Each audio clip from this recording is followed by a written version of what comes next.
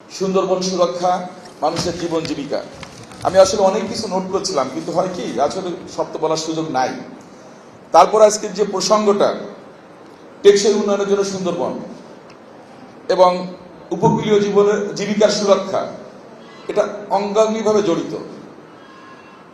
আমি সুন্দরবন সুরক্ষা আন্দোলনের একজন কর্মী হিসেবে বা পরিবেশ কর্মী হিসেবে আমি বিশ্বাস করি এই জিনিসটি আমাদের এই জনপদের জন্য আল্লাহ প্রদত্ত বা স্রষ্টা প্রদত্ত একটা বড় নিয়ামত। এটা রক্ষা করার দায়িত্ব আমাদের। আমি এর আগে বলেছি, আল্লাহ রাব্বুল আলামিন প্রত্যেকটা জনপদের জন্য একটা নির্দিষ্ট যে কোনো একটা অ্যাসেট দেয়, যেটা দিয়ে তারা জীবন জীবিকা নির্বাহ করে বা সেভাবে চলে। তা আমাদের জন্য কিন্তু এই সুন্দরবনটা কিন্তু সেই ধরনের একটা জায়গা। একদিকে বঙ্গোপসাগরের নীল জলরাশি, আর একদিকে সুন্দরবনের বিশালতা, সবুজের বিশালতা, এটা আমাদেরকে মুগ্ধ করে প্রাকৃতিকভাবে। ঠিক তেমনি সিডর, আইলা, আমপান ঘূর্ণিঝড়ের মতো, নূরজাহান, অসংখ্য ঘূর্ণিঝড় গত 10-15 বছর আমাদের এখানে আঘাত করেছে এবং সুন্দরবন তাকে আমাকে শিল্ড হিসেবে বা সুরক্ষা বর্মন হিসেবে কাজ করেছে।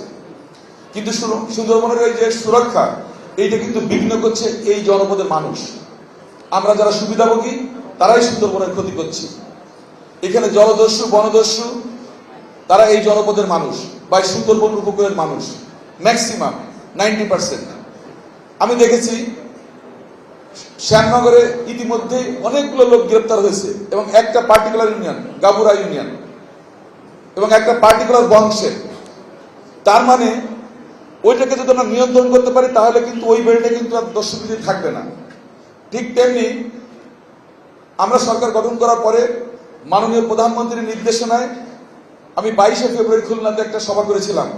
সেখানে বলেছিলাম, যেহেতু নির্বাচনের সময় আমরা নজর দিতে পারিনি, যার জন্য দস্যুবৃত্তি এখানে বৃদ্ধি পেয়েছে, তখন ওনার নির্দেশনা মোতাবেক আমরা রিস্টোর পিস ইন সুন্দরবন, অর্থাৎ সুন্দরবনের শান্তি ফিরিয়ে আনার জন্য আমরা অভিযান পরিচালনা করি, যৌথ অভিযান।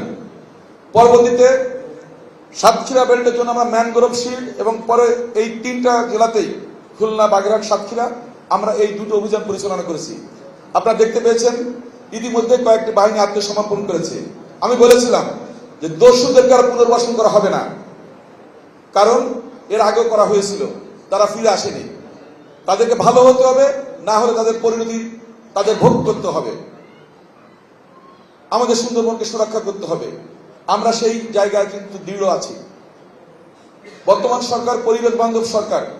প্রথমে যিনি উপস্থাপন করেছেন উনি কিন্তু আমাদের নির্বাচনী এজেন্ডা নিয়ে কথা বলেছেন। আমরা ক্ষমতায় আসার আগে বা দেশ পরিচালনার দায়িত্ব পাওয়ার আগেই আমরা কি করব সেগুলো ঘোষণা দিয়েছিলাম। আমরা কিন্তু সেই খাল খনন কর্মসূচি, বৃক্ষরোপণ কর্মসূচি, আমাদের রিনিউয়েবল এনার্জির কর্মসূচি, আমাদের ইলেকট্রিক বাস ইম্পোর্টের কর্মসূচি, এগুলো কিন্তু আমরা বাস্তবায়ন করছি, কিন্তু যেগুলো পরিবেশের জন্য খুবই জরুরি।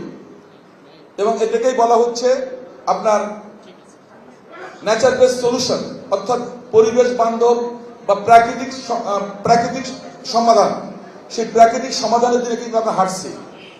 আমি মাঝে 2টো জায়গায় অ্যাটেন্ড করেছিলাম আমার মন্ত্রণালয়ের পক্ষ থেকে। বাংলাদেশের প্রতিনিধিত্ব আমি সেখানে করেছি, উজবেকিস্তান আর একটা জার্মানির বনে গেছিলাম। আমি পরিষ্কার করে বলেছি যে বাংলাদেশ সরকার পরিবেশ সুরক্ষায় বদ্ধপরিকর এবং আমাদের সমাধানগুলো আমরা করছি, কিন্তু বিশ্ব সম্প্রদায় যে দূষণ করছে তার দায়িত্ব তাদেরকে নিতে হবে।